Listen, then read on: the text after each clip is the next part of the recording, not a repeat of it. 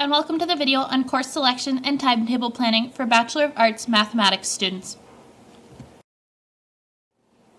The following is a list of suggested first-year courses for a student in the BA Math program. You will notice all of your required first-year BA Math courses as well as your breadth requirements and some electives. The asterisk does include information for concurrent education students. Information on your breadth requirements can be found next. You can also find this information at www.nipissingU.ca/NSO under the Course Selection tab as seen within the Academic Advising's intro video in the NSO module. Courses within these course codes can be counted towards your breadth requirements for your degree.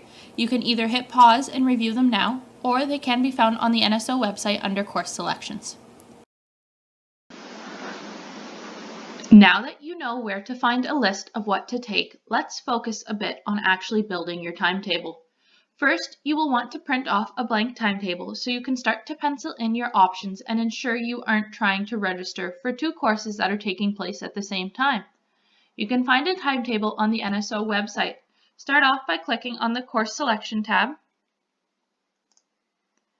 the Direct from High School tab, and then the Timetable Planner link. You'll see one side of the timetable is for the fall term. Be careful to only add fall courses to this side of the page. Your winter courses will go on the back side where you see the WI term. Some courses run for the full year. They're listed as FW on WebAdvisor. You will write those courses on both the fall and on the winter sides of the timetable. Pay careful attention to which side of the sheet you're writing your courses on, as it is easy to accidentally write something on the wrong side and get yourself mixed up. There will be another video assisting you with WebAdvisor, but for now, let's take a quick look so you know how to tell if a course is available in the fall or the winter. Here is a quick screenshot of some of the math offerings in WebAdvisor, just to give you an example of how to tell which semester a course is offered. As you can see, course codes are followed by two letters indicating what term the course will be offered in. FA meaning the course runs from September to December, WI meaning the course runs from January to April, and FW meaning the course runs from September to April, or all school year. Next, we'll take a quick glance at the mathematics offerings in WebAdvisor, so we can pencil in some of your first two courses together. Don't worry if you're not quite sure how to get here yet. You can review the Registrar Office's videos for assistance in navigating WebAdvisor. You'll see from the screenshot that I've pulled a couple options from the math offerings. Math 1036 is offered in the fall term as a synchronous online learning course with multiple sections. This means that there are designated meeting times and we must timetable it. This is what it will look like on your timetable if we choose the final section, FA 843, which has meeting times of Monday 12:30 to 2:20 p.m. In the winter term, Math 1037 is on campus, and again we have a couple different meeting times because this course has both lecture and tutorial components to it. Lecture meeting times are Monday and Wednesdays from 2:30 to 4 p.m. with tutorial taking place Wednesdays from 5 until 7 p.m. Putting this onto our winter timetable would look like this. On-campus courses are at least 3 hours per week. If you notice that you have written down anything less than 3 hours for any on-campus winter course, be sure to check WebAdvisor to see what you may have missed.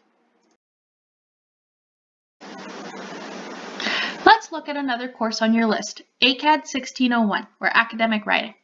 You'll see this course is offered several times in both the fall and in the winter. Because you have so many options for this course, with both distance learning in the fall and distance and on-campus learning in the winter, you'll want to make this one of the last ones that you pencil into your plans. Don't forget to take it, but start considering what else you should decide on before you pick where ACAD fits best. Students planning on a full course load will be registering for 5 courses in the fall and 5 courses in the winter. This is an example of how the lists of courses that we reviewed at the beginning of this video might be split over 2 semesters. Lists of your humanities, social science, and professional studies breadth requirements can be found earlier in this video or under the Course Selection tab on the NSO website. You might decide to use your electives to complete a minor or potentially a teaching subject. different minor options at Nipissing are as follows.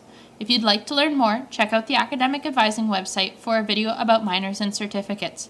If you'd like more information about concurrent education requirements and teaching subjects, please review the video found on the NSO website under the Concurrent Education tab.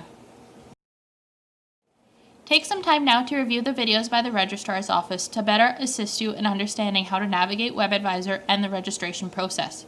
With this information, you should be able to set yourself up a timetable for the year. Once you've planned all your courses, you can log on to WebAdvisor and register.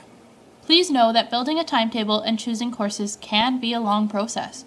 Read different course descriptions, consider your different options, and understand that you will have the opportunity to make changes to your course selections even after courses have started in the fall.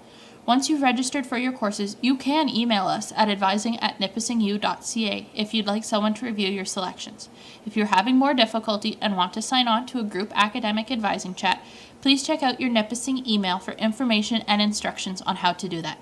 Thank you for listening, and good luck as you start to plan for your first year.